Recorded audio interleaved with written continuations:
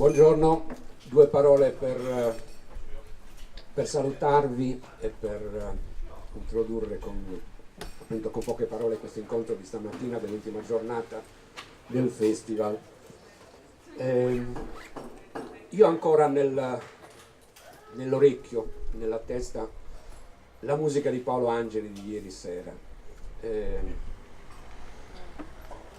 che per me è stata una grande emozione e allo stesso tempo una sorta di illuminazione, nel senso che è come se mi sono anche reso conto che è una specie di immaginazione musicale per cui attraverso la musica si arriva anche a capire dei concetti, che appunto questa musica era in qualche modo il corrispettivo di ciò che noi stiamo cercando di fare col festival, cioè un incontro tra quello che noi oggi siamo come uomini contemporanei che viviamo in questo luogo e in questo tempo e il passato culturale e artistico. Ecco, cercare di fare in modo che le due cose convivano, che quello che è stato il nostro passato, tutta la tradizione culturale del passato, come individui e come nazione, diciamolo chiaro, che i sardi siano stati e siano tali non c'è alcun dubbio, cioè come nazione culturale, voglio dire, su questo non ci piove.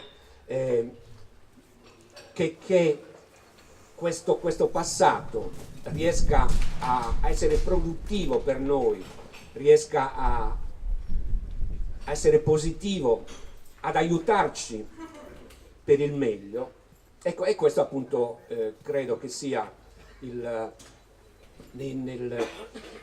che si manifesti sia nell'attività artistica di Paolo Angeli e poi nell'attività culturale di Marcello Marras, di ciò che fa come studioso, come responsabile di un centro servizi culturali che sta, credo, in qualche modo cambiando il mondo culturale di Oristano e della provincia. Ecco, concludo dicendo che per me il passato della Sardegna, anche su questo bisogna intendersi e chiarirsi le idee, perché io non credo che siano i templari o i sardi vestiti da uomini del Medioevo di Firenze. Credo che i sardi del passato, forse li capiamo un po' di più, la condizione e la storia nostra. Mi ha colpito molto in questi giorni, una delle immagini di questi giorni che io porterò, credo, in futuro, un'immagine tratta da Antonio Gramsci, che è tornata curiosamente in 2 giorni di seguito nel film di Tore, dove viene raccontata questa vicenda, e poi Cosimo Zene ieri ha cominciato raccontando questo episodio di Gramsci bambino che vede un giovane legato alla catena in un tugurio. Io credo che il sardo del passato sia più quello che non il templare, cioè quello che cioè la miseria di cui parlavano i vecchi che ho conosciuto, cioè il passato della Sardegna è struggimento, bellezza, arte, ma è anche appunto un passato di sofferenza. Non c'è da fare questo folklore di invenzione, di grandezza o di cose che poco ci sono appartenute. Grazie, buona giornata, buona ultima giornata del festival.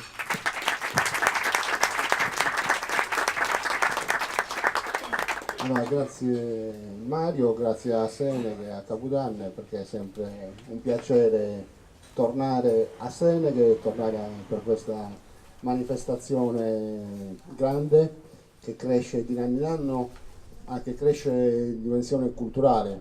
Io con Mario ne parliamo spesso. A me piace l'esperienza del Capodanno Sos Poetas, perché è una di quelle realtà culturali che in questi 13 anni, 14 anni di attività si è veramente radicato all'interno della comunità.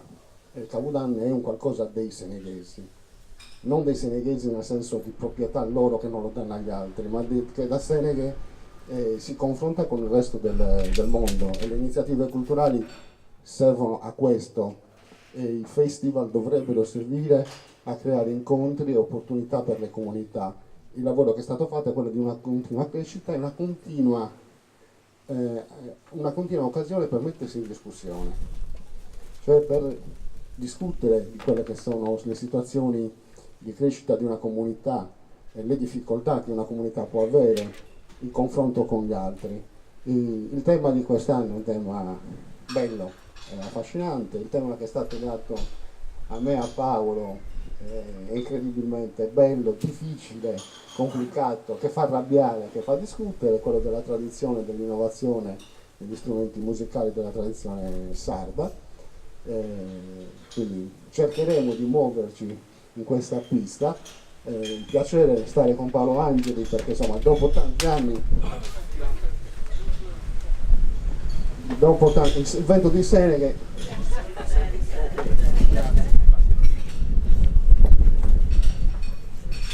dopo tanti anni insomma rilavoriamo assieme per un'altra iniziativa e ci muoviamo su questo tema, tradizione e innovazione. E già se ci fermiamo solo su queste due parole facciamo notte e non ci basta. Mario ha parlato, ha fatto come sempre, ha trovato le parole giuste per introdurre il tema, perché noi viviamo continuamente in questo dibattito della tradizione. Che cos'è questa benedetta tradizione? Quasi sempre si fa riferimento a un gonnottu, però questo gonnottu è difficile da collocare storicamente perché quasi sempre sul gonnottu di ognuno di noi finisce con la sua capacità di memoria sua o al limite di quello che ha ereditato dai familiari più vicini, quindi al limite arriviamo a un nonno, quindi parliamo di un 100 anni. Quindi, vista la storia che ci portiamo dietro, anche perché poi quando qualcuno parla di condotte di tradizione ogni tanto fa un salto temporale che ci riporta indietro al periodo nuragico e sembra che nel frattempo non sia successo niente in Sardegna. Quindi bisogna capire cos'è la tradizione e cos'è l'innovazione. Sono d'accordo con Mario quando parla di un folklore che viene spesso forzato per raccontare un qualcosa che non è mai esistito, perché è vero che la storia della Sardegna è fatta di tante cose belle, ma è fatta anche di tante cose brutte, di tanta sofferenza e di tanta povertà, e quella ce l'abbiamo nel nostro vivere quotidiano ancora oggi. Quindi partiamo da qua, tradizione. Non è quella che viene rappresentata puntualmente anche con abiti che hanno fatto parte della nostra storia, che però sono sempre belli, eleganti, puliti e limpidi, che non sono così. Non è la rappresentazione di se stessi, cioè di quella tradizione di un certo periodo che viene messa in scena, però per quella è semplicemente una rappresentazione. E quasi sempre questa rappresentazione è fuori da un contesto storico, cioè non si sa bene in che periodo storico siamo, perché insieme possiamo avere abiti dell'Ottocento con cantate dell'inizio del Novecento e strumenti che magari sono arrivati 50 anni fa o 60 anni fa. Quindi è un po' strana questa rappresentazione che viene fatta, c'è un po' tante cose in contemporanea e soprattutto è sempre uguale a se stessa. La tradizione non è mai uguale a se stessa, la tradizione è una continua innovazione, la tradizione vive perché, quando è tradizione vissuta dalle comunità, perché continuamente si trasforma, perché continuamente la comunità che vive quella tradizione se l'adatta al proprio vissuto, perché continuamente cambia e la musica, facendo parte della tradizione di una comunità, e i suoi strumenti idem cambiano, quindi cercheremo con Paolo di fare qualche esempio, di parlare di qualche strumento, far sentire qualcosa, coinvolgeremo anche il mondo Usai, perché sicuramente di tradizione e innovazione con le sue mani si lavora tantissimo, perché è un grande artigiano degli strumenti musicali, e su questo cercheremo di muoverci e vedremo che magari a volte ci sono tanti luoghi comuni che parlano di una musica statica, nuragica, e poi vedremo che tante cose che qualcuno definisce nuragiche magari hanno 100 anni di storia, qualche volta anche di meno, a volte torniamo indietro di 80 e 90 anni e quindi forse il periodo nuragico si era già interrotto, non da tanto, però insomma un po' si era interrotto. Poi sicuramente abbiamo delle tracce ma questo in ogni cultura che noi ereditiamo, ma che per fortuna nel tempo poi si sono trasformati. Io cedo, passo palla e poi riprendiamo.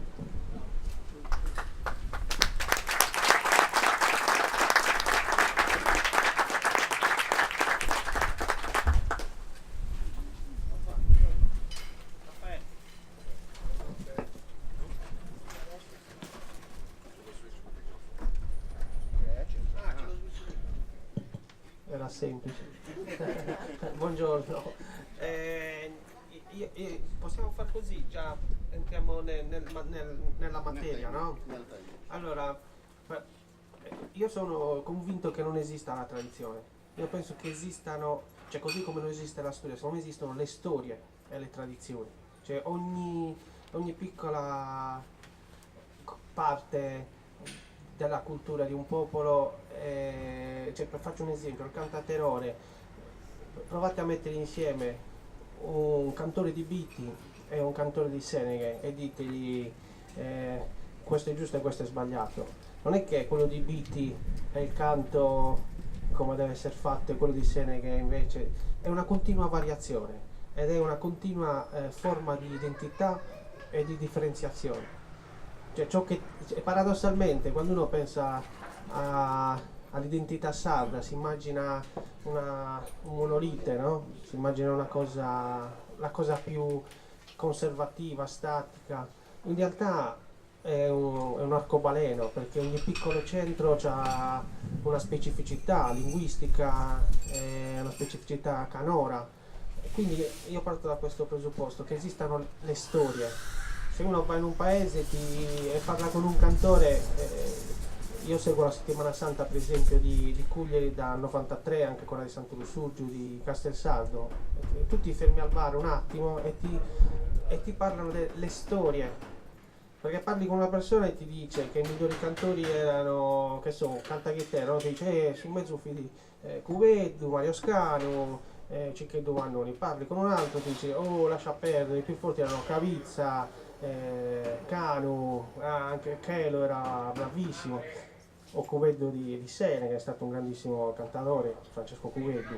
E cosa succede quindi? Dov'è la verità? Cioè, dov'è a quel punto la storia? E io penso che la cosa più bella per un ricercatore, in questo momento sono da quella parte, sia quella di conoscere questo arcobaleno, avere il lusso di esserne per un attimo fuori e assaporare tutta questa diversità.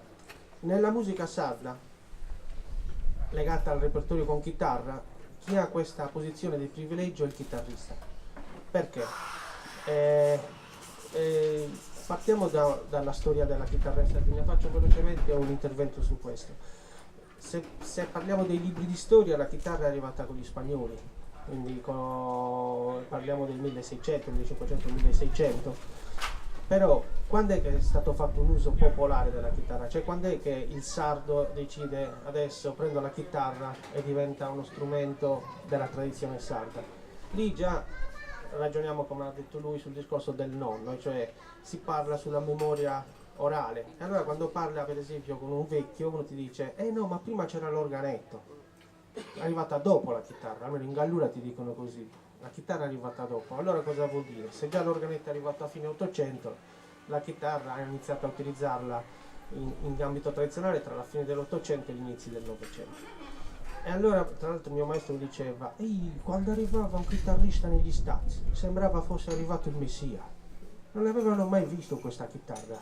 Aveva questo suono curioso. E noi andavamo dal barbiere dove c'era il mandolino, qualche chitarra, ci insegnavano 2 o 3 accordi e provavamo a accompagnare questo canto che se no era un canto un po' come un'andira. Lui diceva: ma cosa vuol dire un'andira? Diceva: tipo che so. Gesù che ti stai in buon'ora, stanotte so cresciuto, che tu tempo hai, così non si è perduto. Voi di casa patroni, apritemi che so cuccioloni. Lui diceva era un canto semplicissimo, tirato così, canto di campagna, e noi provavamo a accompagnarlo con la chitarra. Però qualsiasi invece sardo che vede una chitarra con i fiori così dice quella è la chitarra sarda, no? Altro falso storico, perché queste chitarre qua che hanno un bel adesivo casa musicale Ferraris venivano costruite in Sicilia dalla fabbrica di Gaetano Miroglio e funzionava così, che negli anni 40 i chitarristi sardi facevano una cartolina e mandavano una cartolina a questo signore e dicevano: gentilissimo costruttore di chitarre, noi abbiamo bisogno di una chitarra gigante perché facciamo le feste popolari acustiche e non abbiamo amplificazione, potete farmela con la cassa molto grande, così così. Ed era arrivato a fare un modello di super gigante. Io ho visto alcune foto del mio maestro e già iniziavano i problemi in Ryanair dagli anni 40 perché gli autisti dell'autobus non li facevano portare la chitarra a bordo perché era troppo grande, capito? Quindi c'erano già chi organizza i viaggi boicottava già i musicisti dagli anni 40 in Sardegna. Come funziona la chitarra sarda? La chitarra sarda, perché si dice sarda? In realtà è una chitarra, lo vedete, semplicemente è una chitarra più grande, quindi. Però inizialmente, se voi guardate tutte le foto antiche, anche le prime registrazioni che sono degli anni 20, 22 ha inciso Gavino Gabriel, che era però un etnomusicologo, non era un cantore da palco. Aspettiamo il 29, quando invece ha iniziato a incidere Gavino De Luna, Luigino Corsu, Porcheddu, De Sole, che erano i grandissimi cantatori. E lì vedete le foto della chitarra sono terzine, cioè sono le chitarre economiche che si facevano di produzione industriale sempre a Catania, anche in quei casi. E semplicemente a sarda voleva dire accordarla alla sarda. Ed è uno strumento traspositore, cioè uno iniziava a cantare e prendeva la nota e in base a questa nota, che poi loro la chiamano re, ma di fatto non è un re, perché è uno strumento trasposto, in base all'intonazione del cantore regolavano questa nota, un po' più in alto, un po' più in basso, in base alla estensione che aveva il cantore. C'erano già le gare di canto, io stringerò molto, perché se inizio a parlare di cantachitarra, io ho un amore per questa musica. Questo è il valore. Cioè, mettiamo che qua siano 3 cantori, o 2 o 4, devi trovare un accordo, uno magari ha una voce un po' più bassa, l'altro ha una voce più tenorile, allora si mettevano d'accordo e dicevano troviamo una via di mezzo. Così che negli anni si è partiti che questo re di fatto poteva essere un sol, che ad esempio alcuni cantori anticamente cantavano in tonalità molto gravi in sol, in la bemolle, che era quella in mezzo, o in la, che era la cordatura più alta. A quel punto si iniziava a cantare. Il chitarrista aveva un ruolo totalmente subalterno, cioè non aveva nessun protagonismo, suonava seduto, faceva qualche piccolo arpeggio di abbellimento, però il segreto qual era? Cioè il chitarrista deve conoscere tutte le variazioni che fanno i cantatori e supportare il canto. Un chitarrista non deve essere protagonista, deve essere al servizio del cantore, e i cantori erano imprevedibili. Voi potete immaginare, che so, un cantin-re, secondo me se uno si mette a livello analitico e scrive le variazioni del cantin-re, potremmo avere un brano di 1 ora e mezza, 2 senza mai ripetere la stessa variazione melodica. È un patrimonio meraviglioso, una differenziazione culturale stupenda che non ha niente da invidiare rispetto al flamenco, al fado, è una musica stupenda. E cosa succede però? Il chitarrista per accompagnare deve sapere come canta Stefano, Mario, Giuseppe, se no non sarebbe in grado di accompagnarlo. Quindi il chitarrista a quel punto, già dagli inizi della storia della gara di canto, diventa il vero depositario della tradizione, perché è neutro.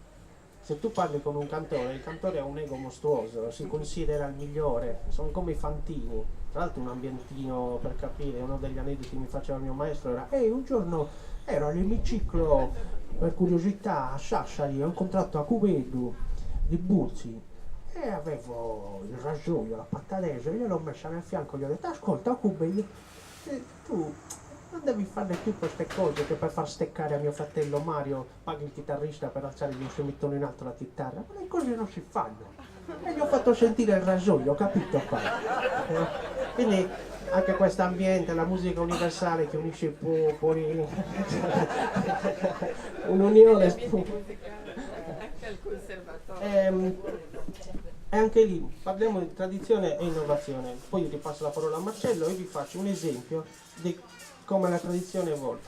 Vi faccio alcune variazioni melodiche accompagnate come si accompagnava tra gli anni 30 e gli anni 50 e poi vi faccio le stesse, più o meno, che io non riesco mai a ripeterle uguali, le stesse variazioni melodiche con l'avvento di Merella. Vi dico cosa è successo per capire. Inizialmente appunto questi cantori erano proprio tanto non avevo nessuna conoscenza della scrittura, era tutto trasmesso oralmente e poi avevano 3 accordi inizialmente, il re, il do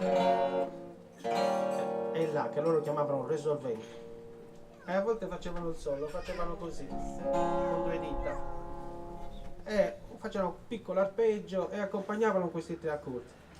La voce non era fiorita come adesso, perché in qualche modo cercava di essere un'imitazione anche delle romanze, dei canti di serenata, e quindi cercavano di avere una voce quasi tenorile, tant'è che quelli che cantavano a tenore dicevano quello è il canto di nobili, è un canto educato.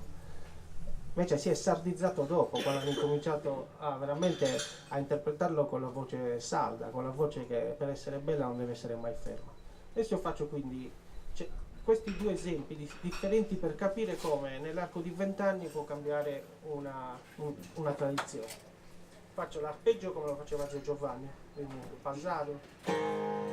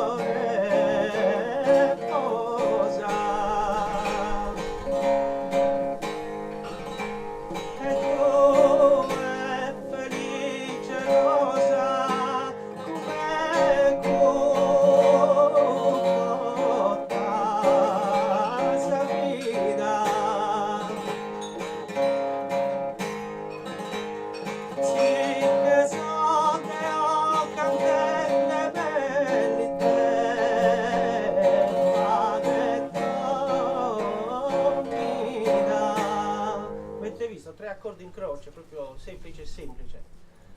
Poi arriva il grandissimo Adolfo Merella, ha fatto un salto temporale, diciamo, già inizia a avere un protagonismo la chitarra. Il chitarrista, anziché suonare seduto al lato del palco, inizia a suonare in piedi con la chitarra in questa posizione qua, appoggiata proprio sulla gamba, come li vedete suonare adesso. E Adolfo Merella cosa fa? Si stufa di suonare in questo modo. Inizia la chitarra a essere conosciuta dal chitarrista. Allora cosa fa? Dice, ah vabbè, che cos'è? Il cantore può fare tutti questi abbellimenti, può fare tutti questi movimenti e io devo stare fermo con 3 accordi. E fa questa invenzione meravigliosa, inseguire nota contro nota il canto. Cosa vuol dire nota contro nota? Che se il cantore sale, per esempio, piano e lui prende in nota bassa questa nota.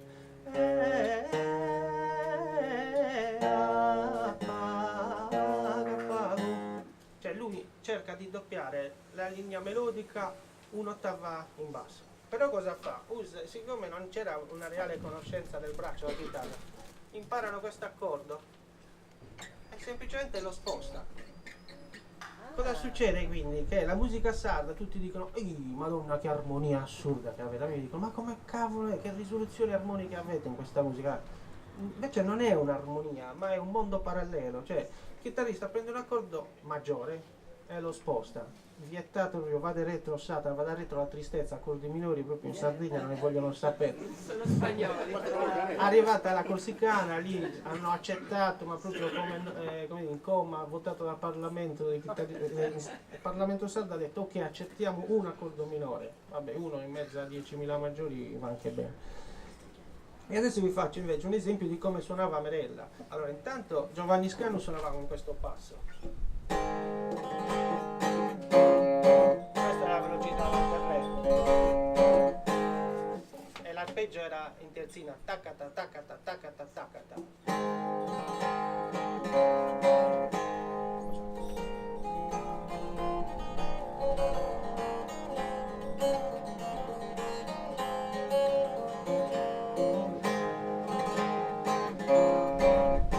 Merella invece da questa pulsazione passa a questa.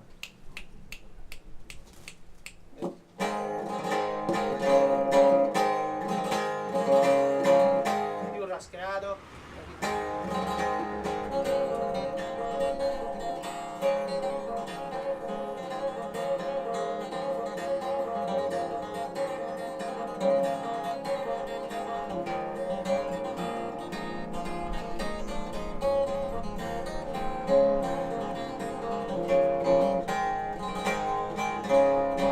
Inizia il contronoto. Piano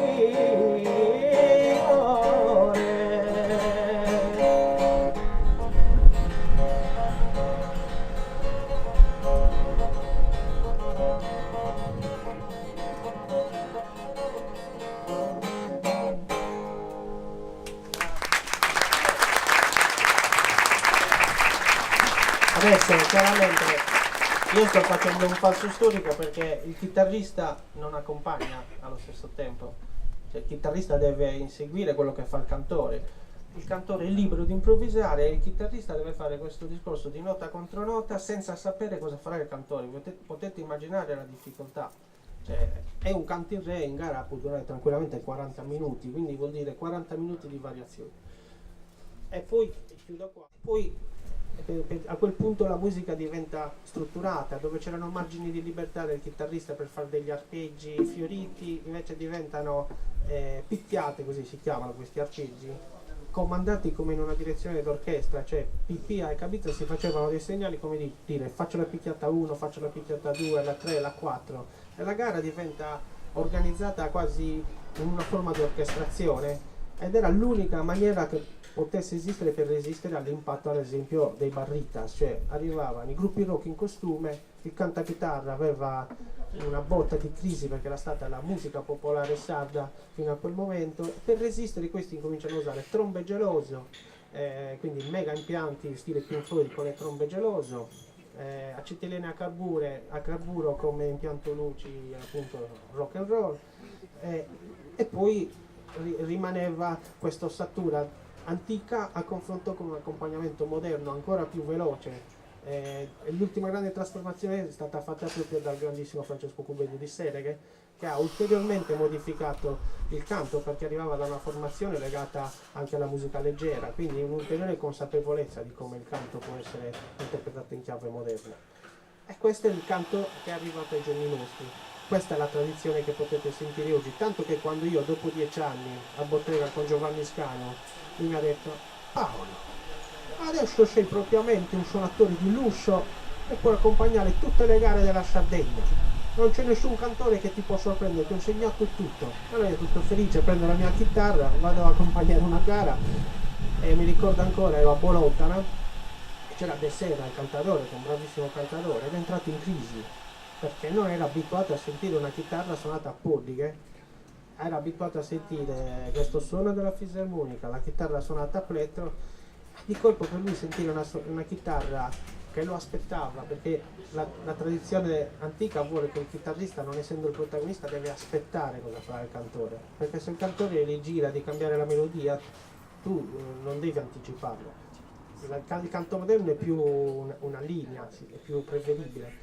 Conclusione, quella serata non andò benissimo perché io ero visto come un UFO, cioè io ero avanguardia per i cantori tradizionali perché proponevo una cosa troppo antica, che era così veramente. E si è arrabbiato. Non si è arrabbiato, è entrato in difficoltà, è andato in crisi perché si perdeva. Certo, non aveva più sostenere. Più o meno penso di no? Poi riprendiamo. Passo la parola a Macedo.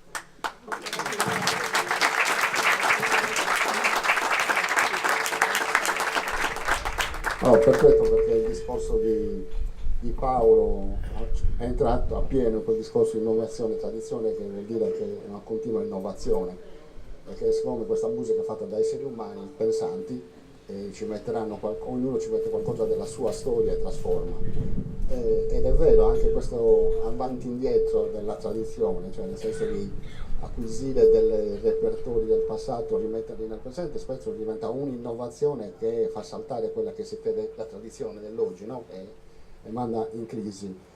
E una cosa è certa: per essere innovatori bisogna essere profondi conoscitori della tradizione, cioè per riuscire a trasformare vuol dire che tu quello che è stato lo sai bene che cos'è.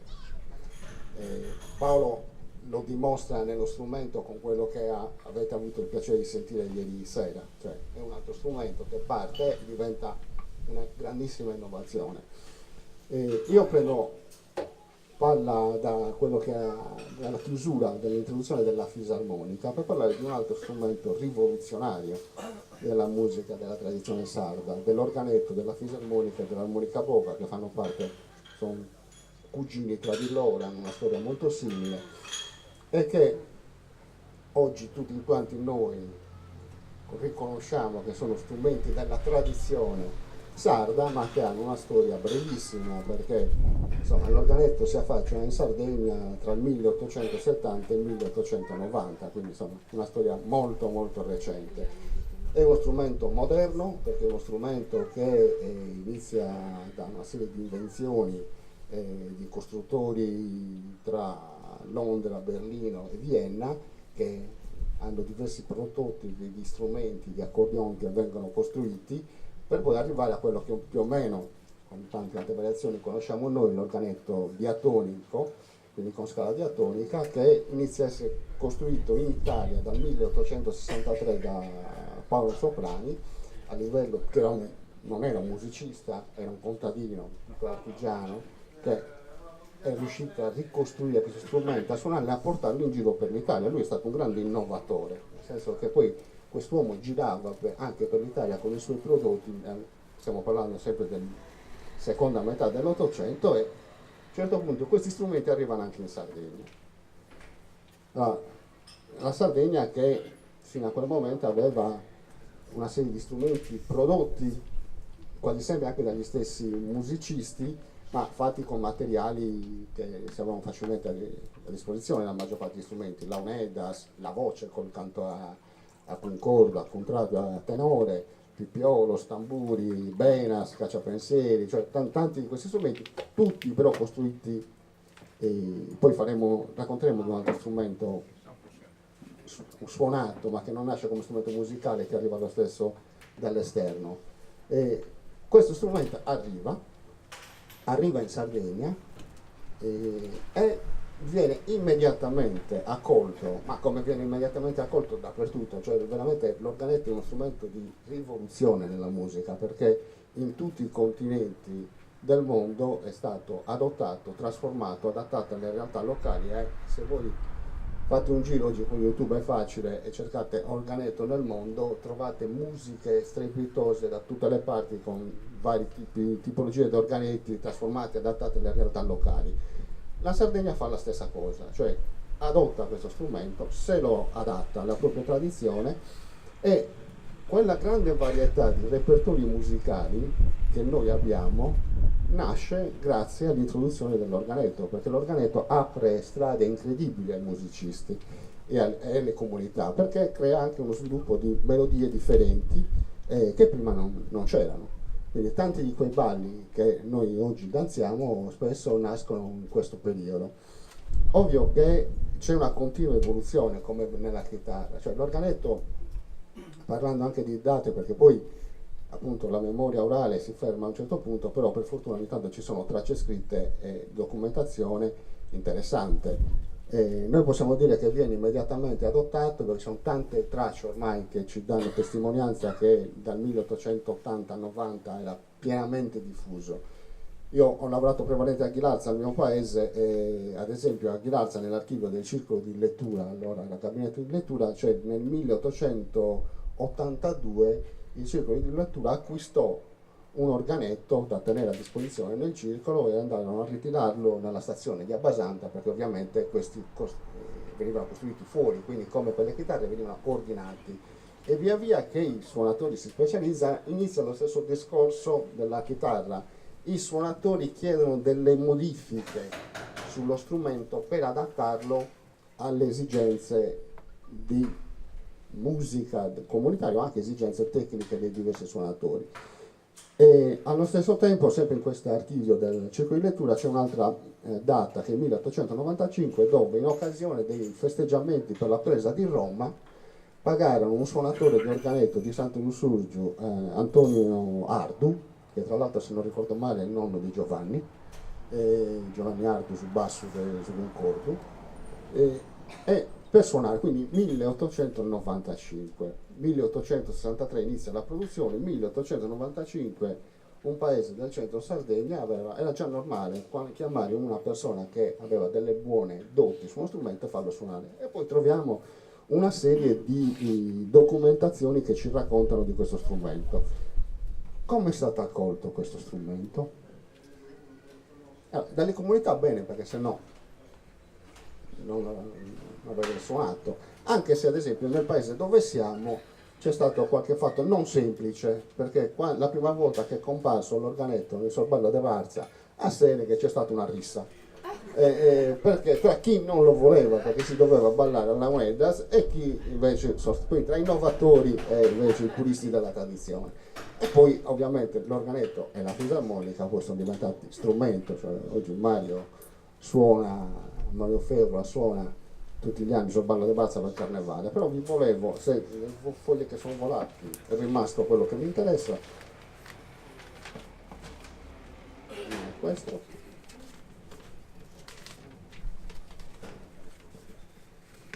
C'è un musicologo, Giulio Fara, che sicuramente conoscete tutti, che nel 1909, parlando dell'organetto, scrive: sonetto organino amanti, cioè questo strumento comune a molte regioni d'Italia viene spesso adoperato per accompagnare le canzoni e qualche volta anche il ballo sardo, e va man mano sostituendo le launedas, ma nulla vi è di originale, sia nel modo di adoperarlo sia nel carattere dello strumento stesso. Anzi, le stesse melodie e il ballo sardo perdono assai del loro originale colore locale se eseguito su questo strumento. Quindi insomma, non era proprio una... non lo vedeva di buon occhio l'organetto. Poi oggi possiamo dire che si è sbagliato, perché l'organetto ha trasformato notevolmente, l'aveva già trasformato in quegli anni il modo di fare musica, e anche qui entrano in gioco non lo strumento, ma chi lo adopera lo strumento. I suonatori, cioè sono suonatori che, come nel cantachitarra, danno dei cambi, perché ancora oggi lo strumento, dopo un periodo di crisi degli anni 60-80, è ridiventato strumento protagonista della musica dei balli in Sardegna.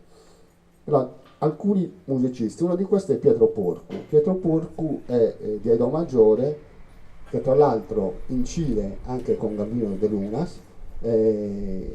Tra le prime incisioni di organetto sono questi di Pietro Porcu. È un musicista che cambia, cioè riesce a cogliere nello strumento delle cose che gli altri non avevano percepito e trasforma il modo di suonare, la tecnica anche, e fa scuola, soprattutto nel centro Sardegna, e tanti musicisti, tanti suonatori ripetono questo modello.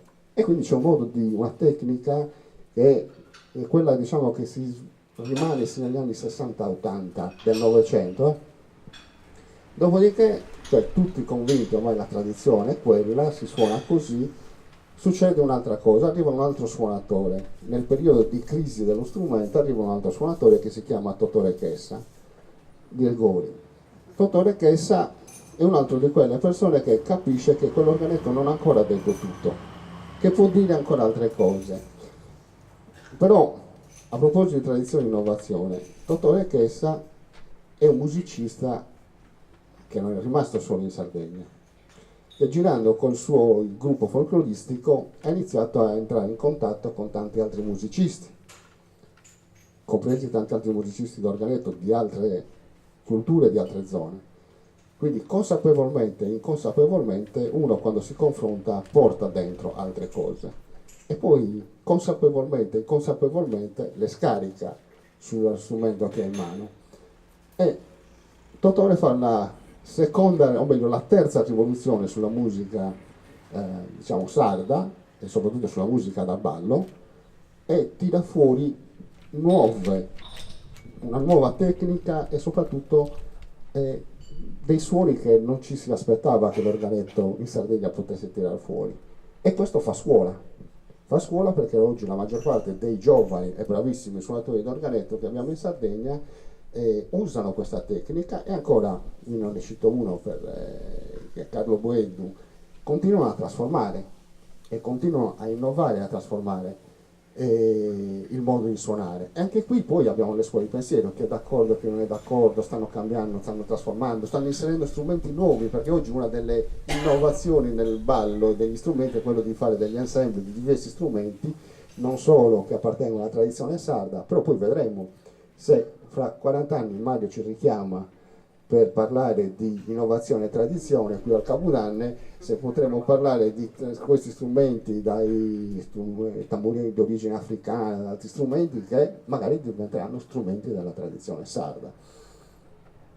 Cito un altro, quell'oggetto che ho detto prima, misterioso, che non è sardo ma che arriva e non arriva come strumento musicale, e che si chiama affuente, che è un piatto di ottone sbalzato che fa parte dell'arredo sacro, c'è anche nella chiesa di Seneghe, che fa parte di quasi tutte le chiese della Sardegna, e questo è un elemosiniere, cioè non nasce come strumento musicale, è un piatto che veniva usato nelle chiese per la raccolta delle offerte. In molte chiese veniva e viene utilizzato questi scavamenti per mettere tutti gli oggetti, la corona di spine, i chiodi, il martello della deposizione di Cristo alla croce. A Orgosolo è chiamato ratuera e viene utilizzato nei funerali, appartiene non alla chiesa ma delle famiglie che lo mettono a disposizione in occasione di certi funerali. Questi piatti non sono fatti in Sardegna, dal 1500-1600, vengono prodotti soprattutto in Germania e nel Belgio e arrivano nelle chiese. Sono dei piatti molto belli anche dal punto di vista artistico, quasi sempre all'interno hanno o dei fiori o delle scene tratte dalla Bibbia, molto spesso Adamo ed Eva, l'albero delle mere, o San Giorgio il Drago, quasi tutte le chiese li hanno, molto spesso attorno hanno una scritta in tedesco antico, e uno dice cosa c'entrano con la musica. Questi strumenti, questo oggetto a un certo punto non si sa bene perché in alcuni luoghi diventa strumento musicale. Uno di questi luoghi che ancora oggi mantiene la tradizione viva, cioè lo usa ancora raramente, soprattutto in occasione del carnevale, è Ottana. In occasione del carnevale questo piatto esce dalla chiesa e ogni tanto il ballo in piazza viene eseguito con questo oggetto che viene percosso a una chiave. Ma era una cosa diffusa sino agli anni 30-40 del Novecento in tutta un'area che va da Ghilarza a Ottana, Ghilarza, Maggiore, Brunetta, Dasuni, Uratirso, sono tutti paesi dove questo oggetto sappiamo perché ci sono documenti, Domus Novas Canares, ci sono documenti dove questo oggetto viene usato come strumento musicale, cioè per far ballare. Quindi anche questo è un qualcosa che arriva da fuori, viene adattato, diventa tradizione, poi si perde. Poi ci sono strumenti che non piacciono nelle comunità, che si tenta di introdurre, e almeno io parlo del centro Sardegna, perché ad esempio il mandolino nella Gallura è strumento di tradizione utilizzato, però il mandolino compare anche nel resto della Sardegna. E quando compare?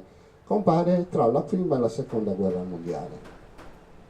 Quando i nostri conterranei vanno al fronte, e al fronte si incontrano con tanti altri giovani italiani che hanno le loro musiche, e quindi c'è anche uno scambio di conoscenze, e qualche giovane sardo rientra e porta anche il mandolino, e inizia la sperimentazione in molti paesi, compreso Ghilarza, Dorgali, tantissimi paesi c'era racconti di giovani che portano il mandolino e lo inseriscono nelle danze tradizionali. Però evidentemente alle comunità questa cosa non è piaciuta più di tanto, perché questo esperimento nasce e finisce con la persona che ha portato quello strumento, quindi non ha trovato, quindi quando diventa tradizione, un'innovazione, quando effettivamente una comunità se lo porta dentro, lo fa proprio, e quello strumento ci si dimentica anche chi l'ha portato alla fine, se non quando si fanno le ricerche, ma diventa patrimonio comune. Quindi queste continue variazioni noi le troviamo continuamente.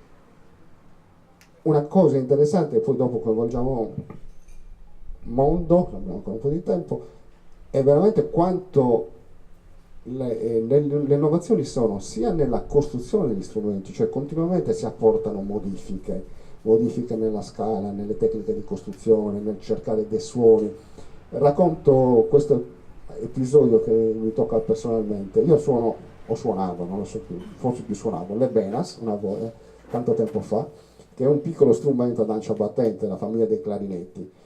E le costruivo anche, imparato con un vecchio con Gianteo Coppina, però poi ho scoperto un costruttore molto più bravo di me, che si chiama Michele Loi, che sta a Tirso, che è un bravissimo costruttore e innovatore nella costruzione, e che mi ha sempre sentito suonare. A un certo punto una volta vado da lui in questo laboratorio dove ci sono centinaia di Benas, e lui mi dice: prova questa, questa e questa.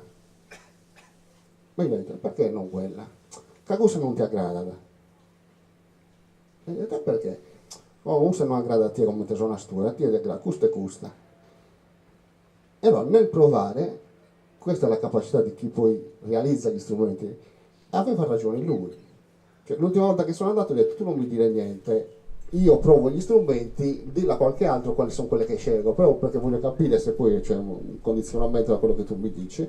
E in effetti lui ha ragione, cioè no, gusta andare bene, lui costruisce anche per Enzo Favatta, gusta andare bene Enzo Favatta, gusta andare bene un gustato, gusta andare bene Wattie. Erano tutti degli ottimi strumenti, ma lui, se mi chiedete cos'è, io non ve lo so dire, aveva capito qual era il tipo, il timbro dello strumento, la sequenza di note a disposizione dello strumento, che è uno strumento molto semplice, e questa è la capacità dei costruttori nel cogliere e anche nell'innovare, cioè ascoltare chi fa la musica e adattare lo strumento a chi lo deve utilizzare, no? Questa è anche tutta una serie di accorgimenti tecnici, perché ad esempio mi diceva questa è più dura, questo va bene per tale perché lui spinge molto quando soffia, questa va bene per questo perché ha un soffio più leggero. Allora queste sono tutte le capacità nel conoscere la tecnica di quello che è i materiali e soprattutto la tecnica di costruzione per adattarla alle esigenze che ci sono. Le innovazioni poi ci sono perché oggi con l'ensemble, col fatto di suonare con strumenti che sono perfettamente accordati, cioè io se suono con un organetto con una fisarmonica, il sol è il sol, non è circa sol, come avviene negli strumenti di tradizione popolare costruiti. Quindi devo avere anche la capacità di avere degli strumenti perfetti, perché oggi molti di questi strumenti non suonano più solo in contesti popolari, ma suonano in contesti di musica, di concerti, cioè ho citato le Benas. Un altro suonatore di Benas, noi ce l'abbiamo a Los Angeles e si chiama Roberto Catalano, che è un etnomusicologo, musicista, che ha fatto la sua tesi di dottorato sulle Benas, si è innamorato delle Benas, ha imparato a costruirle, suona fuori, non fa musica diciamo di tradizione sarda, fa altra musica e suona le Benas nell'altra musica, quindi anche una vita di trasformazione continua. Questo è proprio per continuare quel rapporto che è normale che ogni cosa porti a una trasformazione del modo di vivere la musica e l'innovazione diventa tradizione nel momento in cui quella comunità la fa propria, piace quella innovazione e quindi quell'innovazione diventa modello e gli altri la riprendono ed è la fortuna della musica tradizionale, cioè la musica tradizionale quando è proprio nella quotidianità, nel vissuto, la potenza e la bellezza di questa musica è quella che ha la capacità di rinnovarsi continuamente, ma allo stesso tempo di mantenere una comunicazione con chi la fruisce, con chi la ascolta, perché nel momento in cui si distacca non diventa più, quando la comunità non la capisce più o non la gradisce più, c'è la rottura e non è più quella musica diciamo di tradizione e di condivisione per la comunità.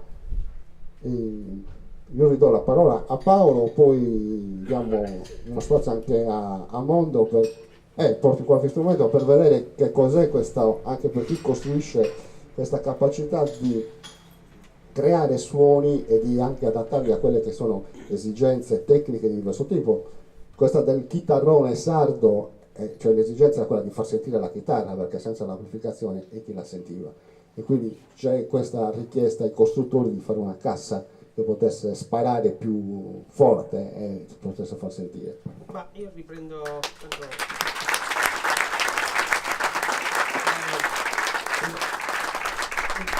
partirei da dove ho lasciato prima, cioè da Aldo Cavizza, quindi voi potete immaginare, quindi ogni qualvolta uno cerca di inserire un elemento di novità è proprio la frattura nella comunità di chi ascolta quella musica, perché la musica sarda non ha il musicista e l'ascoltatore, è una struttura piramidale in cui chi sale sul palco anticamente è rappresentato, è la rappresentazione del popolo, cioè c'è un detto e non detto, chi porta in giro il nome di Seneca come cantore è certificato che è il migliore a Seneca, se no non va in giro a portare il nome di Seneca, succede qualcosa per cui non ci va, più o meno.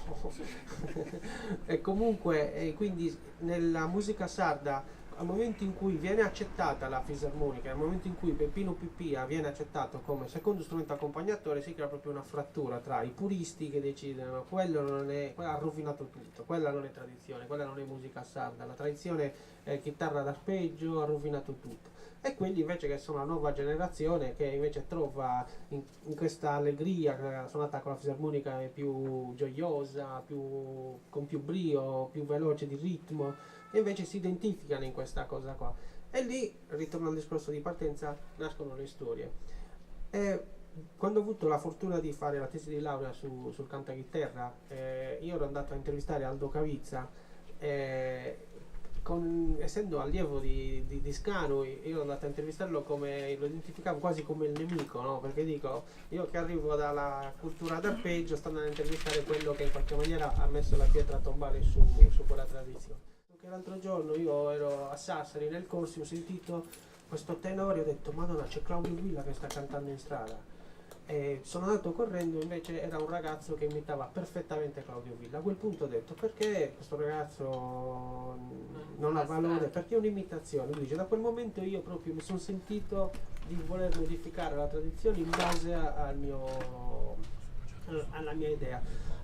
Allora a questo punto, visto che lui ha parlato di esigenze dei suonatori e di necessità dei musicisti di trasformare lo strumento in funzione della musicalità, io mi prendo 5-10 minuti per farvi vedere lo strumento che uso, cioè quella che è l'evoluzione di questa chitarra. Io ho iniziato con una chitarra identica a questa, proprio identica, comprata da Ferraris, e nell'arco di 12 anni ho iniziato a modificarla in base alle esigenze che avevo io.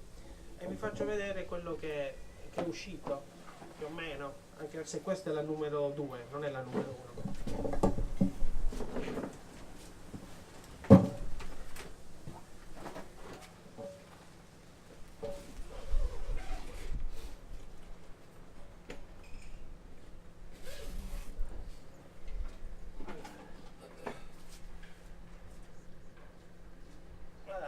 Questa, vedete, si assomigliano anche, una c'ha i fiori e l'altra no.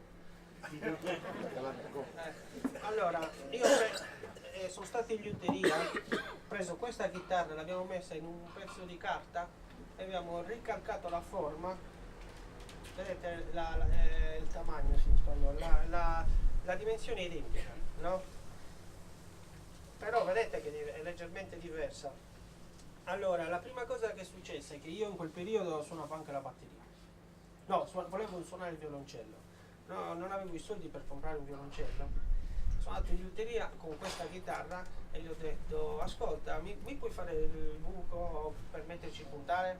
No? Quindi la prima trasformazione fatta è stata prendere un puntale da violoncello e inserirlo qua per poter suonare poi con l'archetto.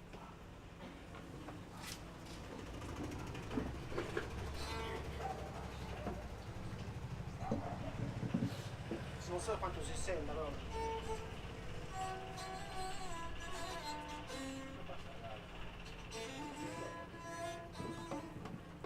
Manca la freccia.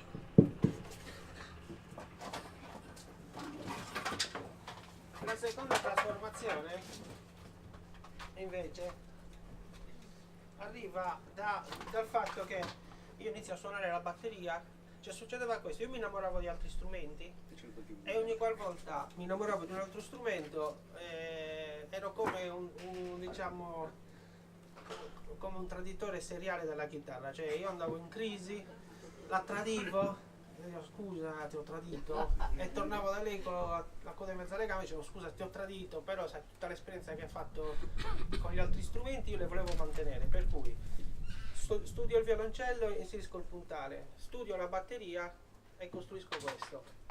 Questa è una mano meccanica come un pianoforte, no? La vedete? Sì. Collegato a delle pedaliere, e queste pedaliere di fatto mi permettono di comandare questi martelletti che vengono poi, se riesce a tenerlo un secondo,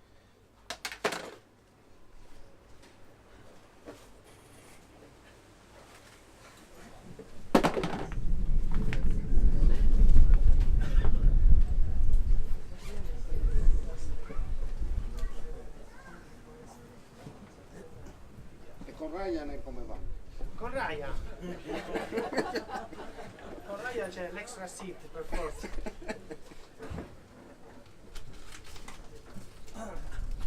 Purtroppo non trovo la freccia,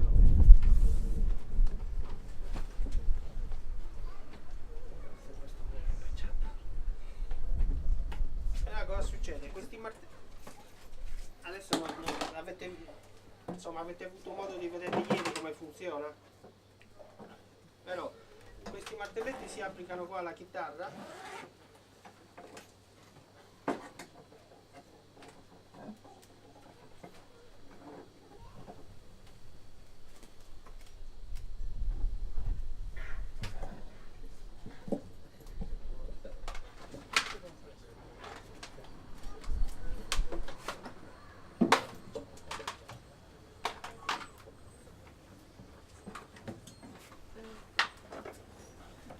e a quel punto quando io vado vado dal mio maestro, lui mi dice: Gesù Maria, adesso sei proprio un suonatore con i piedi. E chiaramente mi ha detto: vabbè, hai fatto contenti tutti, ci ho messo uno strumento che c'ha tutto. Scusa, li hai fatti proprio tu? Allora, tecnicamente io ho avuto la fortuna di incontrare il bigiottiere della Fendi, che nel fine settimana mi portava nel suo laboratorio e io gli dicevo: facciamo i martelli, perché gli utai dicevano questo è matto e mi mandavano via dalla liuteria. E invece il bigiottiere della Fendi ha accettato di fare uno strumento di questo tipo. Allora, cosa succede? Per fare un esempio, quindi io utilizzo i pedali, sentite?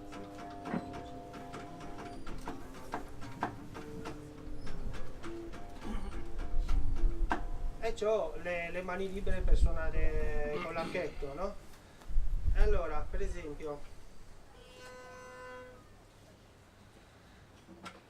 sentite un secondo questa, scusate perché ci vorrebbe solo un'ora per montarla bene, però. Non ci vorrebbe il cavo. Allora, tipo, se io facessi il canto in fa diesis, che è un canto classico che si fa nella gara di cantachitarra, andrebbe accompagnato così.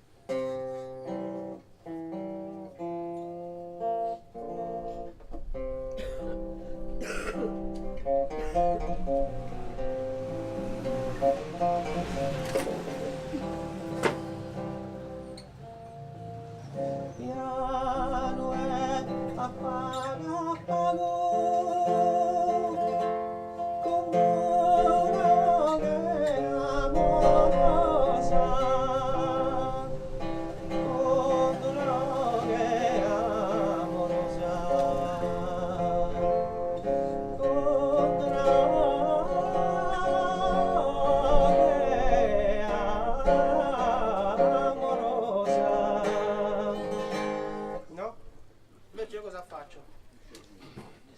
faccio il discorso del nota contro nota che faceva Merella, però immagino che la parte alta che normalmente viene suonata dalla fisarmonica venga sostituita da uno strumento ad arco e la parte che viene fatta con la chitarra invece viene sostituita da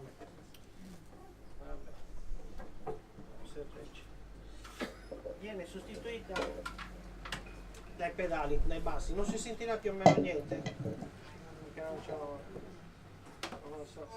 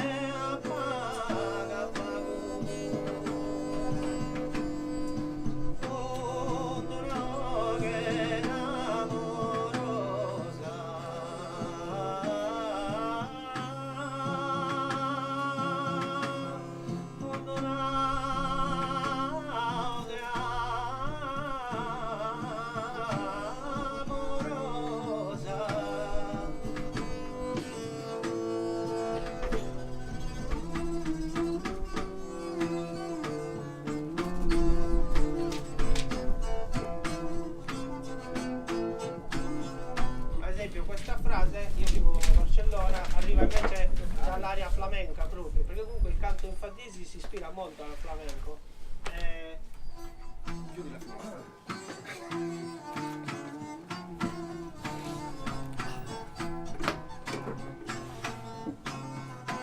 E questo è un esempio per cui è uno strumento tradizionale, viene elaborato è modificato per esigenze espressive del musicista, in questo caso io, che in questo caso io non ho la pretesa di dire questa è una nuova tradizione, me ne guardo bene, cioè, non voglio nemici, anzi io dico la vera tradizione che ho imparato è quella, la custodisco a chiave, cioè la tiro fuori solo quando ne ho voglia, molte volte non canto neanche ai concerti perché mi deve piacere il contesto, però qua c'è il mio strumento. Un'altra cosa che ho fatto è, arrivando dal gusto sardo di avere questi bordoni, di inserire questi motorini dentro la chitarra per fare i bordoni.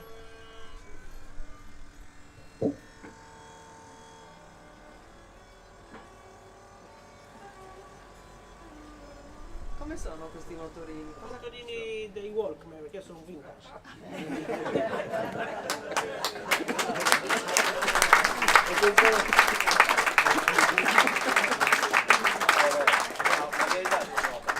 Io la chiamo chitarra, la cosa bella è quella. Giovanni. Come Giovanni. Cioè, io su questo è un concetto che rivendico, perché tipo tutti mi dicono, ah, ma che strumento è io? Chitarra. Ma no, non può essere una chitarra. Io dico, perché non può essere una chitarra, scusate? Jimmy Page non suonava con l'archetto, non è che dicevano che era un violoncellista, era un chitarrista che suonava con l'archetto. Io sono un chitarrista sardo che anziché tenere la chitarra appesa al collo la tengo col puntale, però la sto suonando con l'archetto, ma per me è una chitarra, continua a essere una chitarra. Anche se ha queste corde a croce, c'è un ventilatore anche per suonare queste. Però l'idea mia è che, poi questo non lo sto neanche a montare perché vi racconto solo l'ultimo aneddoto, poi diamo spazio. Questo qua, per esempio, e a un certo punto io in preda al delirio con questo amico bigiottiere gli dico, ma secondo te se facciamo anche un violoncello sospeso in aria sulla chitarra? E lui, vieni domenica. Non diceva mai di no, diceva facciamolo domenica. Allora manico di violino, ponte di contrabbasso, e indico da fare, metti qua il manico e qua il ponte, no?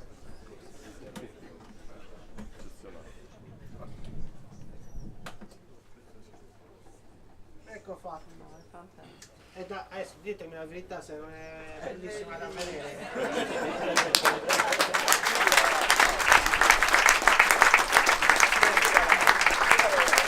Allora, la cosa proprio divertente era divertente col senno di poi, cioè io vado quindi tra l'altro clandestini, perché noi andavamo nel laboratorio Fendi di nascosto fine settimana, no?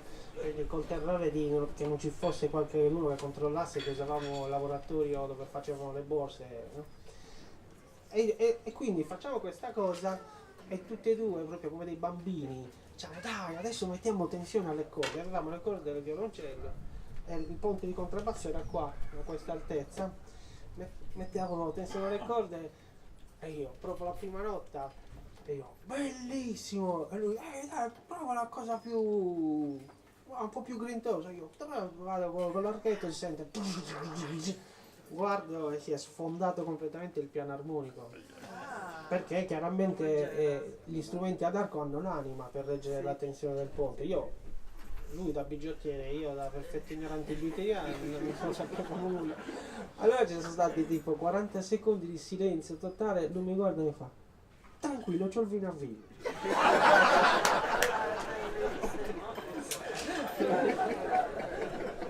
E così.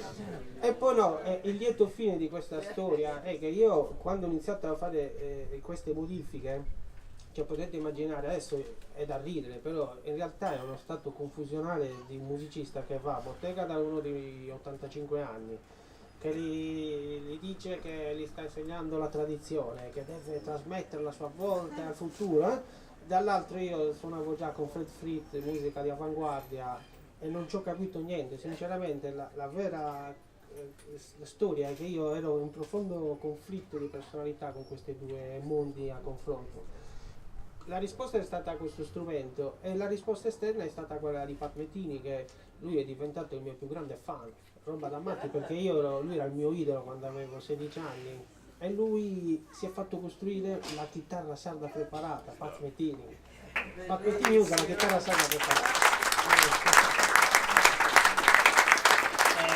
E l'ultimissima cosa è che quindi se devo sintetizzare, visto che il tema è gli strumenti tra tradizione e innovazione, io vorrei dire solo cos'è uno strumento. Cioè uno strumento, lo dice la parola, strumento è un qualcosa di strumentale. Strumentale a cosa? A una poetica, a un'idea, a una cultura, a una sensibilità. Per cui cioè, strumento vuol dire che questo tavolo può essere uno strumento, tant'è che nel flamenco quando si accompagnano con le nocche delle dita direttamente sul tavolo, o Enzo Del Re, che poi era stato riscoperto, il grande cantastorie pugliese, suonava la sedia semplicemente. E questa cosa qua è sempre esistita nelle culture popolari, cioè che il corpo di fatto, o i cucchiai, cioè che il corpo è il primo strumento e poi c'è la parte esterna. Io ne ho fatto questo uso, un altro musicista ne può fare un altro uso, però diciamo, il rapporto tradizione con innovazione viene dato dalla ricezione, come diceva lui, della comunità. Cioè, certe cose vengono accettate, altre no. Io posso dire che uno dei concerti più emozionanti della mia vita è stato a Codrongianus, tra l'altro il paese dove è stata introdotta la fisarmonica per la prima volta nelle gare di canto, perché il grandissimo Aldo Cavizza un giorno riceve una telefonata in segreteria telefonica: pronto Paolo, sono Aldo Cavizza. Immaginate l'emozione, come dire, ti chiama il chitarrista di Rolling Stones più o meno, no? Dice, pronto Paolo, sono Aldo Cavizza, ti devo parlare. Io lo chiamo e dice: guarda, dobbiamo fare la serata in onore di mio padre Nicolino Cavizza, che è stato un grandissimo chitarrista e prima ancora cantatore. Mi dice: e io voglio che tu vieni a suonare davanti ai tifosi del canto sardo la tua chitarra con l'archetto. A me al momento mi scende un infarto, perché ho detto: che idea che gli è venuta. E gli ho detto: ma no Aldo, cioè, vengo con la chitarra ad arpeggio, sono a Santiga. Come fa la Santiga? Non c'entra niente. Io voglio che tu dai un segnale chiaro al pubblico del cantachitarra che la tradizione non può rimanere ferma. Quindi io sono arrivato a Codrongianus con questo strumento e in mezzo al pubblico che era lì per sentire una gara di canto io ho fatto la mia musica, teso come una corda di violino, perché ho pensato sarà un fiasco, perché comunque il pubblico era un pubblico di cantachitarra, e in quel caso è stato chiarissimo che non era possibile che la mia sarebbe stata una nuova tradizione. Però Aldo, io lo ricordo come fosse ora, Aldo era il più felice del mondo che era riuscito a dare un altro segnale, come dire, la musica sarda non può finire con la nostra idea di musica. Per me è stato un grandissimo onore quello.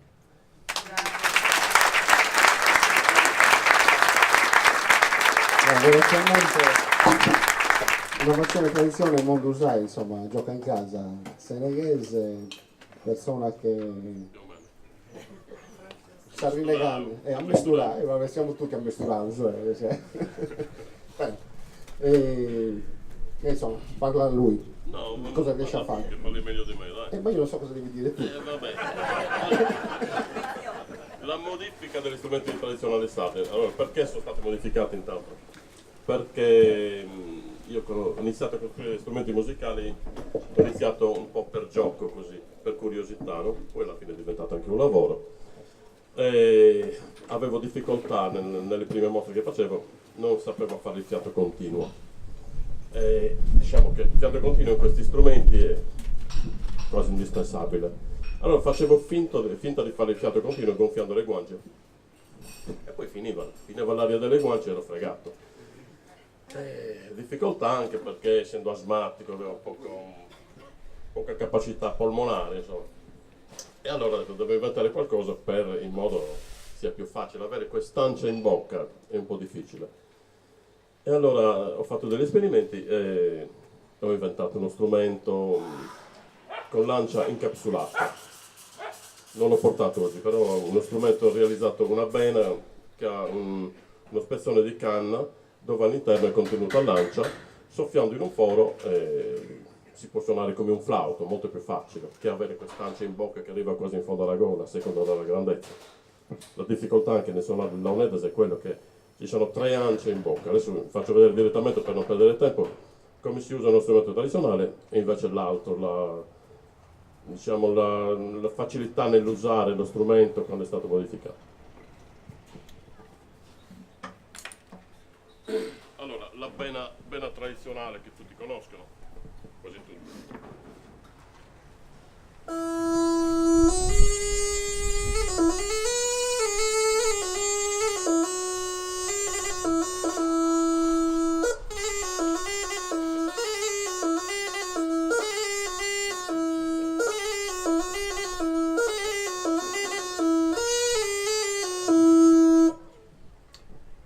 questo usando la tecnica del fiato continuo o respirazione circolare. Però con quest'ancia in bocca non posso fare lo staccato. C'è qualche flautista qui capirà cosa vuol dire lo staccato. Non posso fare le note, sono delle note lunghe, adesso il fiato è continuo e quindi il suono è continuo. Invece con lo strumento modificato, geneticamente modificato, si possono produrre dei altri suoni, si possono usare le due tecniche contemporaneamente, prima una poi l'altra logicamente. Faccio sentire.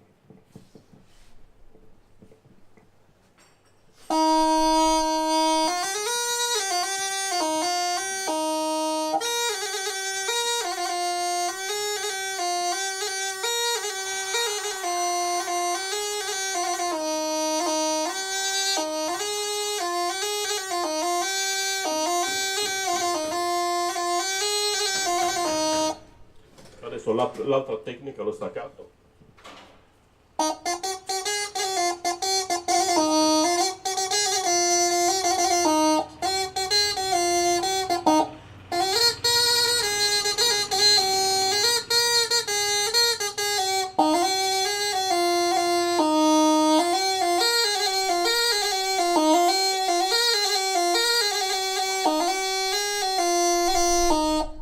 Adesso ho mischiato le tecniche, ho fatto un po' di staccato e un po' di riscossione circolare.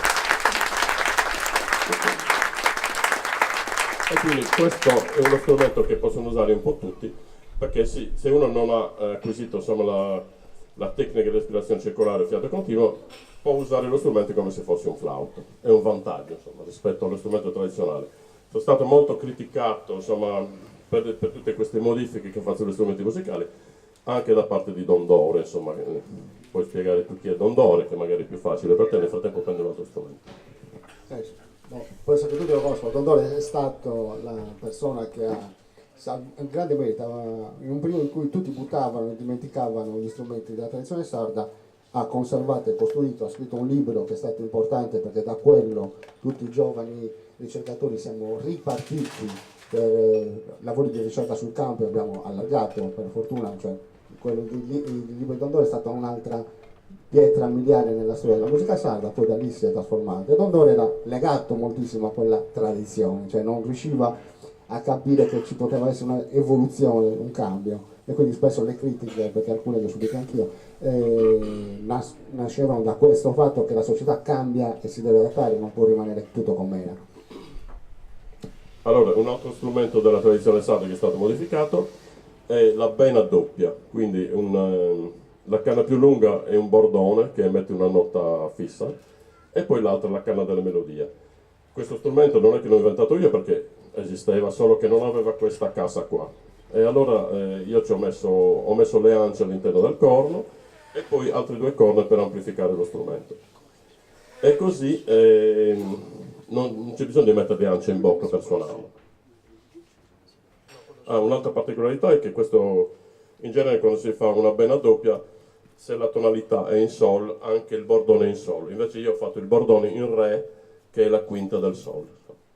E poi per accordare lo strumento, anziché agire sulla cera, questo tubo si può spostare, insomma, si può allungare o accorciare e quindi così si accorda lo strumento. Una piccola nota, è chiaro che quello che dice Mondo è chiaro di un mondo diverso musicalmente, perché 40 anni fa, 50 anni fa, 60 anni fa sentire sol, re, la questione era si dorrada andava bene,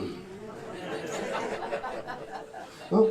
Cioè non era sol, si dorrada, si gli aggrada andava bene, se no non andava bene. Quindi è chiaro che ci sono anche competenze diverse, di un orecchio musicale educato, di conoscenze che sono cambiate. Il nostro modo di fruire la musica non è quello di 80 anni fa, perché siamo invasi da tante musiche. Adesso una bena accordata in La, quindi in questo caso la canna delle melodie è in La e anche il bordone. Vediamo se si accorda.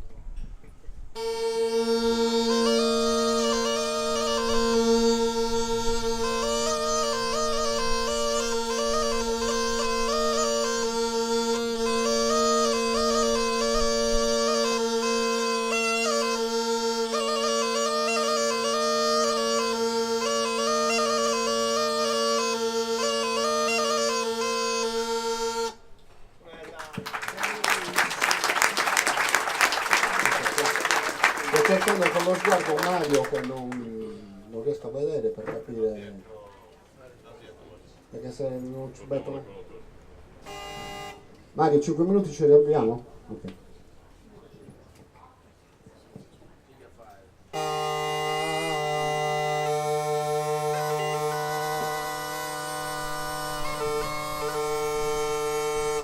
Ho scordato, bisogna accordarlo un attimo.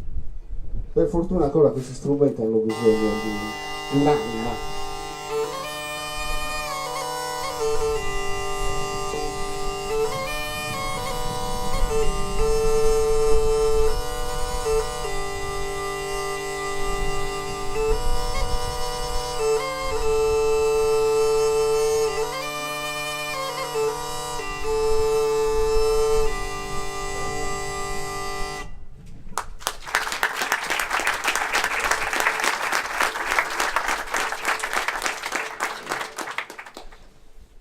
Allora, questo è uno strumento simile a quello che abbiamo visto prima, quindi per differenziarlo dalla bena con crocoriga con bena è uguale. Sono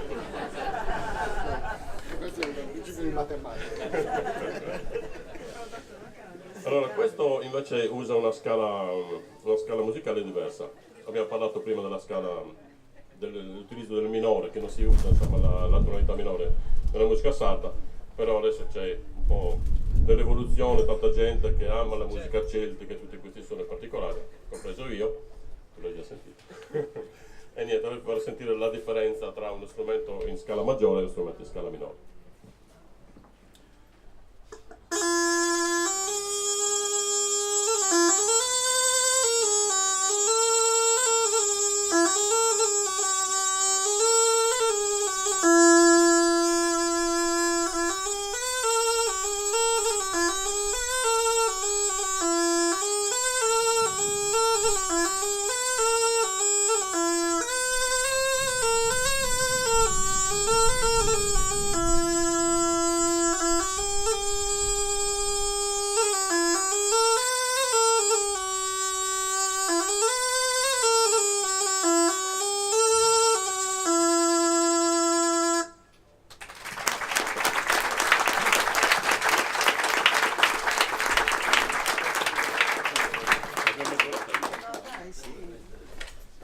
Ah, sì, una cosa importantissima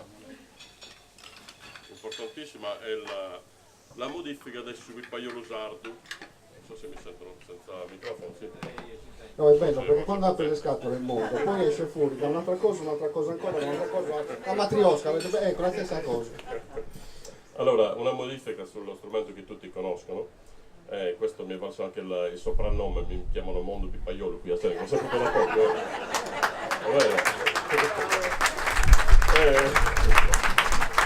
Vabbè, meglio quello di un altro soprannome brutto, perché qui a Seneca ce ne sono veramente brutti. E niente, la modifica sul pipaiolo sardo, che in genere ha 4 fori o 5. Questo sarebbe il modello della Barbagia, anche questo modificato da me, nel senso che ha tutta la scala musicale, quindi facendo un ballo si possono fare più cose, si va negli acuti, e poi la particolarità di questo strumento è che si può cambiare tonalità mentre si suona. Io parto in Sol e poi magari il pezzo si trasforma in La, vado in La e vado in Si e torno in Sol. Insomma.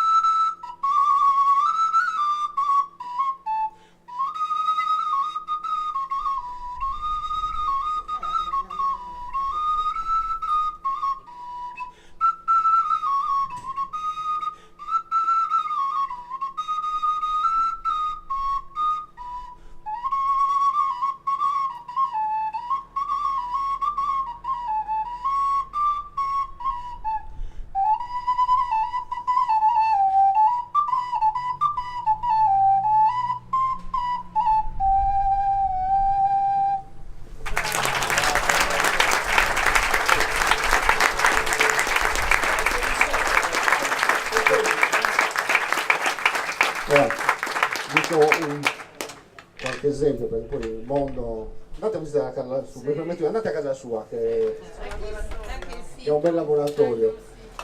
Ma ha un altro effetto il sito dall'incontro con mondo quando spiega gli strumenti, il sito è L'ha freddo. fatto Rosario il sito, Eh? L'ha fatto Rosario, se qualcuno ha bisogno di un sito. Niente, chiudiamo perché ci siamo allargati molto, facciamo fare un'ultima cosa poi a mondo, perché insomma abbiamo detto all'inizio che è un argomento di quelli che potremmo stare, poi forse si è capito che a tutti e tre è un tema che piace, e quindi insomma Sentiamo questo là. chiudiamo con la musica, magari ringraziamo già. A me piacerebbe se dopo alla fine fare una disperata di saluto. Ok, chiudiamo con la disperata a mondo e io vi saluto adesso. Bocca. In questo caso è incastolata in un Monica forno. Corno. Una Monica Corno per lei.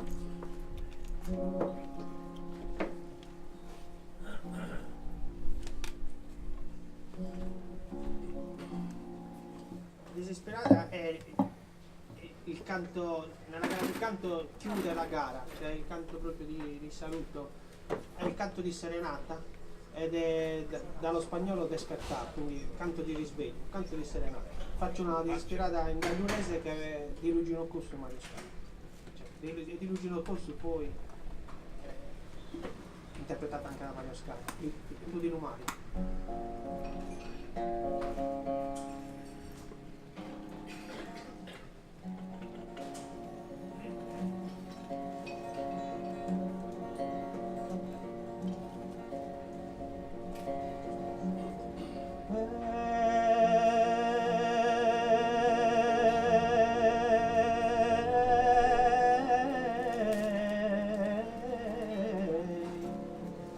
Tu di lumari,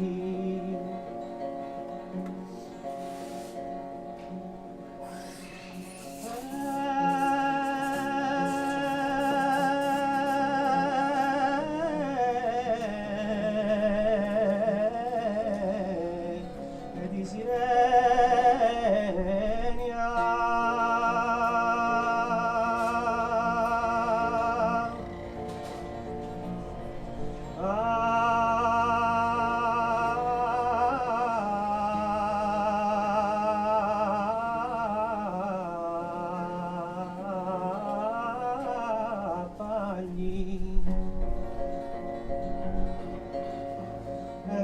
Di la gente terre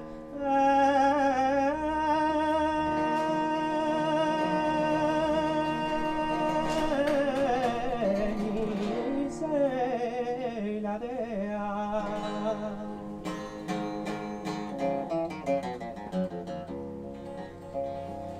Di la gente terreni se la dea, dalla toccare mandi di spiragli, cappagli di sirene in fondo dea, canto se pecca, canto di deccagli che t'ama cada ma.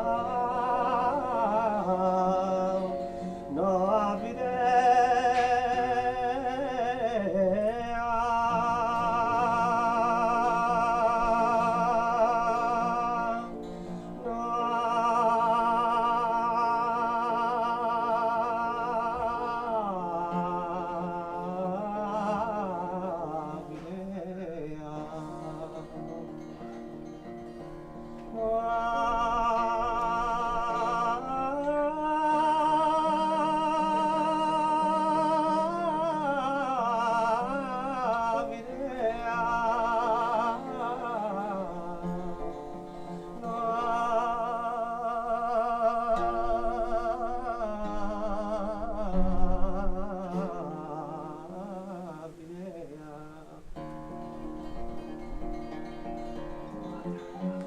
cantos e